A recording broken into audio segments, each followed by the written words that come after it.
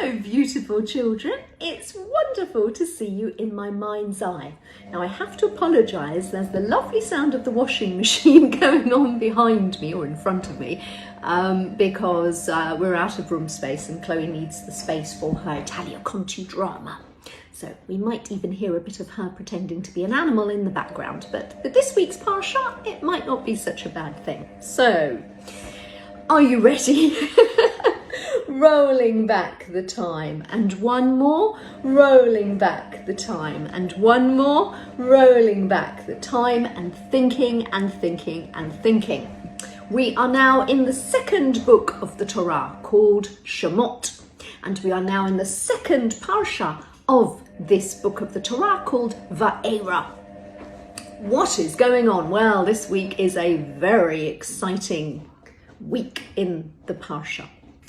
Moshe, the leader, who is meant to help Bnei Israel leave Egypt, although it's not doing very well at the moment and everybody's very upset with him because they've all got to find the stubble on the double to make the bricks, the straw. How old is he? He's 80 years old, and his brother Aharon, who's there to help talk and navigate,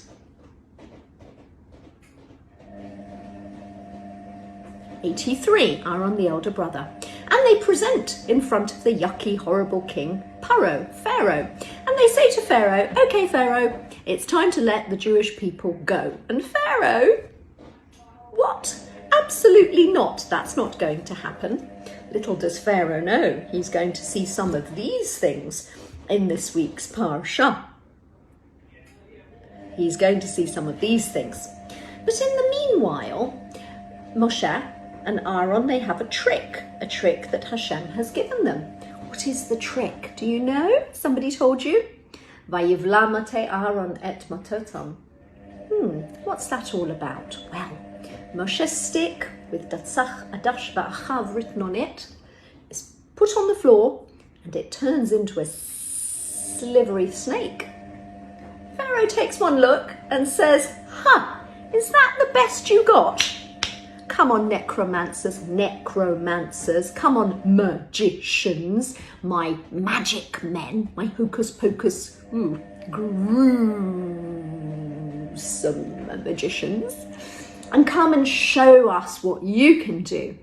Well, Pharaoh's magicians gathered round, threw their sticks on the ground, lo and behold, slithery snake.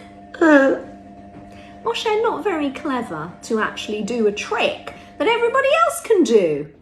But, don't have no faith in Moshe. Moshe comes from Hashem. Hashem knows things that nobody else can do and nobody else can know. That stick swallowed the Egyptians' snakes whole and stayed a stick. Wow, that was a real miracle. And the magicians and necromancers, of course, could not follow that. Pharaoh still wasn't interested. As Hashem had said, I'm going to make his hard heart, I'm going to make him stick to his guns. He's going to say no, even though it's really hard for us to understand, children. There is a thought process behind that. Hashem wants to show the Bnei Israel, the Israelites, leaving Egypt in a very big way. And so everything that Hashem does, even if we don't understand it, especially at the moment, is b'shet. It is meant to be. It is destined to be. And we all have our hishtadlus. We all have our efforts to make things go in the right path. Okay, so it's time for the first plague. And no, COVID-19 does not get a mention in Yetziat Mitzrayim. At least not in my shiur. So, first plague, the plague of dam, blood. What happens? Who's going to make that plague happen? Is it going to be Moshe? No, because the River Nile was a place that gave support to Moshe. It made him safe. So Aharon is going to do the thing that's going to happen over the River Nile. In the River Nile, anything in that River Nile, anything that was the water source for the Egyptians, turned to blood. I'm just going to have a shower. No, you're not. It's only blood coming out of the shower. Well, I'm just going to have some water. Now, I have 4 of these a day, 2 litres. Baruch Hashem, I drink healthily. I'm trying to eat healthily. I can't if I'm an Egyptian, because this is all going to be blood. SPS, some people say, aka also known as the Medrash, that the Jewish people in Goshen could sell water to the Egyptians, but also the Egyptians were able to dig around the riverbank and get water for themselves that way. But it really wasn't a very nice process. And in the meantime, you've got fish dying all over the place. Maybe the Egyptians liked eating fish. They couldn't, or the fish died. It stank. So about time to let the Jewish people go. But ridiculously, Paro got his magicians and necromancers to turn water into blood. Ha! I'm not letting you go, Jewish people. After 7 days, plague is over. Pharaoh's heart is hardened. No can do. B'nai Israel, I don't care about you. You're staying my slaves. Goodness gracious. So it's time for plague number 2. What's plague number 2? Tzfardeya, the frogs. Frogs everywhere. Have I done that upside down? Hopefully not. Frogs everywhere. Who's going to do that plague? Moshe or Aaron? Again, no, not Moshe. The River Nile has protected Moshe when he was a baby in a basket.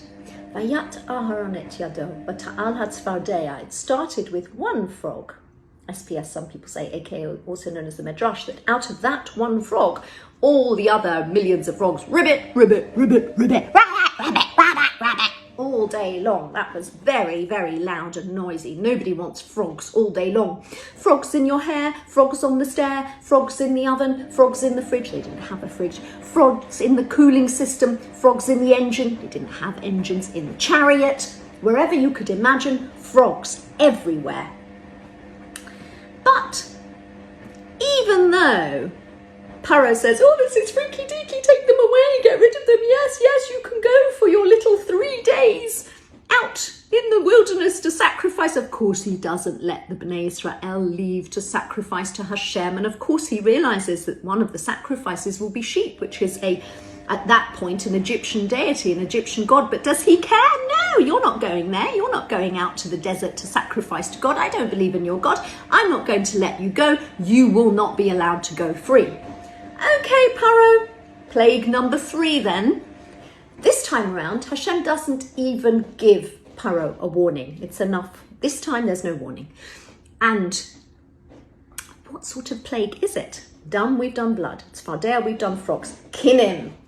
Itchy, itchy, itchy. Now, children, please understand that everybody at some point in their lives, unless you're very, very, very lucky, will find a Larry. Now, I call them Larrys. What do you mean they'll find a Larry? It's not actually a person. It's a louse.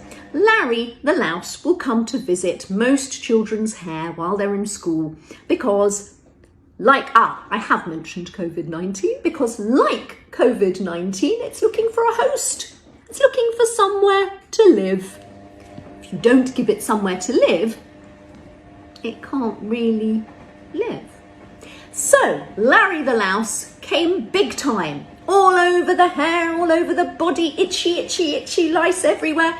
Even Vayat Aaron et Yadav b'mateu vayach et ofar haaretz vati hakinim ba'odom v'behema. They were on man. They were on the cattle. They were everywhere. Lice everywhere. Goodness. Itchy, embarrassing, uncomfortable, painful, horrible. Okay, magicians, Egyptian magicians, where are you? Go duplicate, copy that. Come on, show us what you're made of. And guess what? The magicians couldn't. SPS, some people say, aka also known as the Medrash, that these little lice were too small for the Egyptians to duplicate their magic, so it didn't work. Paro may be demoralized. A lot of us are feeling like that at the moment. Maybe feeling very low. But does he let his self-esteem go down? No! I will not let the Jewish people go. No, no, no. Paro, haven't you had enough? Obviously not. Blood, Tzfardeya, frogs, kinim, lice. You on for the next one? Arov, wild animals. Goodness. Moshe appears before Pharaoh with a warning. Either let us skedaddle, let us get out of here to do our sacrifices, or you will have wild animals roaming in your palace, roaming in the streets. Wild animals. Do you fancy a rhinoceros? Do you fancy a gorilla? Do you fancy a panther? Do you fancy a lion? Do you fancy a hyena? Well, Pharaoh, watch out. They're on their way. Vayas Hashem ken, vayavo orev kaved, a plague of wild animals everywhere, but obviously not hurting the Jews in Goshen. Well, Pharaoh, did you learn your lesson? Panicked? Pharaoh calls Moshe and Aaron. I've had enough of this. I've had enough of your God. I've had enough of his power. Come on, get rid of the animals. The Jews can leave. Good riddance to bad rubbish. Chas v'shalom, we're not bad rubbish. We're Jews. We're very special people, and we do wonderful mitzvot. Those of us for Jews and non-Jews alike, we belong all together. But Pharaoh was mean, a meanie. And once the plague had gone, did Pharaoh allow the Jews to leave? Of course not. Forget it. You're not going. You're not sacrificing. I'm not allowing you. You're staying my slaves. Silly Pharaoh. Dung, blood, svardea, frogs, kinim, lice, orov, wild animals. Plague number 5 comes alive. Deve, pestilence. Pestilence, the killing of the domesticated farm animals. Now, it's hard for us to understand because we don't live on farms and we're not farmers and we're not in contact, most of us, with wild livestock, but they're treated like domesticated animals. And what am I referring to? Not cats and dogs.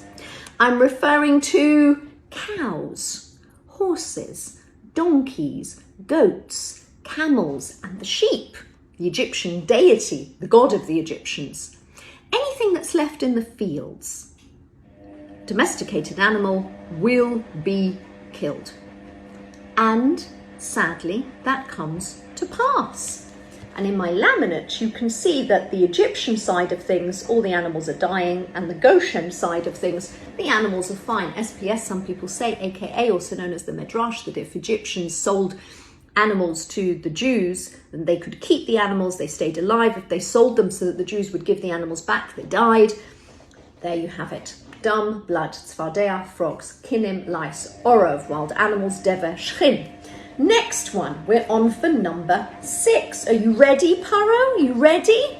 The next one is oils. Oils. Shchin. What does Hashem command Moshe and Aaron to do? Take 2 fistfuls of ash. Moshe will then gather the 4 fistfuls, 2 from Aaron, 2 from Moshe. Don't ask me how. I wasn't there, but maybe I was there in my mind's eye, just like all Neshamot. Up they threw in the air, and the ashes are spread all over Mitzrayim. On the Egyptian men, on the Egyptian women, on the Egyptian children, on the Egyptian animals. Ow, ow, ow, ow, ow.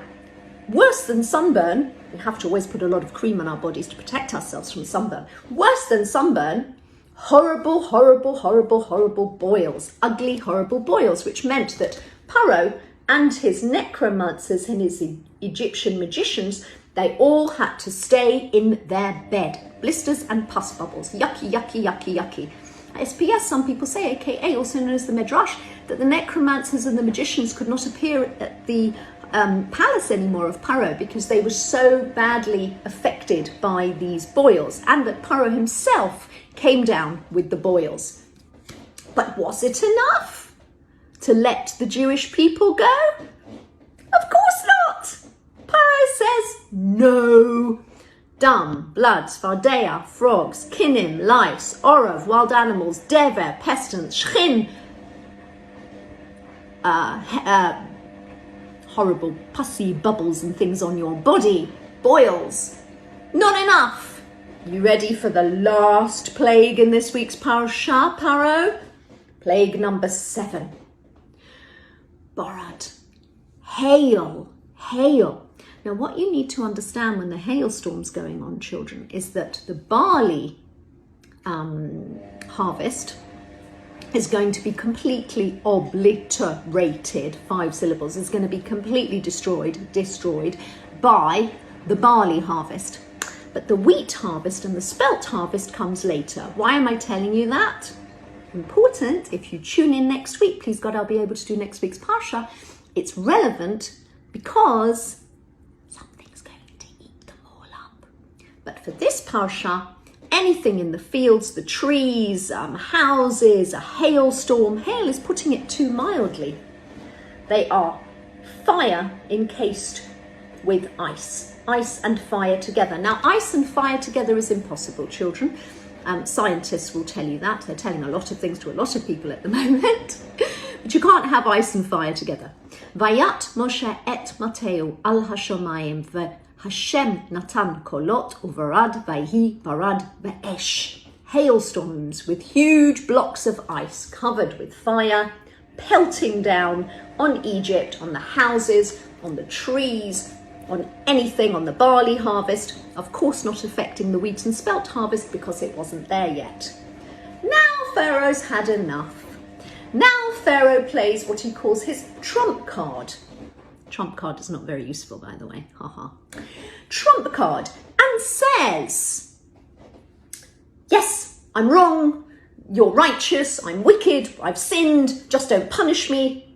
So basically admitting guilt for a minute, which means that he absolves himself from any responsibility. Just take the plague away, you can go, you can be free, you can leave. But of course, once the plague has stopped, Pharaoh says, no.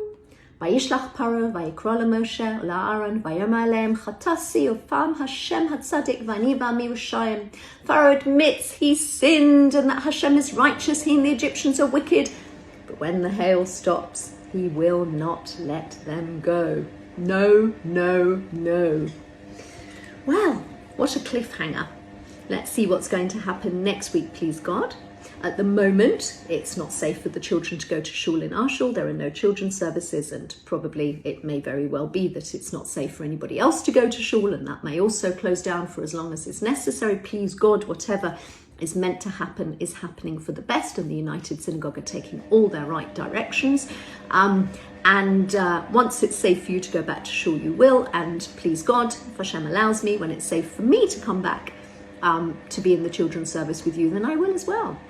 Listen to your mummies and daddies and do what they say. Listen to your mummies and daddies and don't forget to pray. Listen to your mummies and daddies, our rabbis lead the way. Then they will be happy. Incidentally, for secular studies, for those who don't know, there's something called bite size, and I'm not talking about toast or a sandwich or ice cream or chocolate. I am talking about the online things that are on the television that are there for children to learn, for those of you who don't know about them, which I'm sure you all do, and I'm sure you're all having access to online learning or learning with your mummies and daddies. Don't worry about a thing, 'cause every little thing is gonna be okay. Hashem knows the way. Please God, see you again soon. Thank you for tuning in. Bye, children.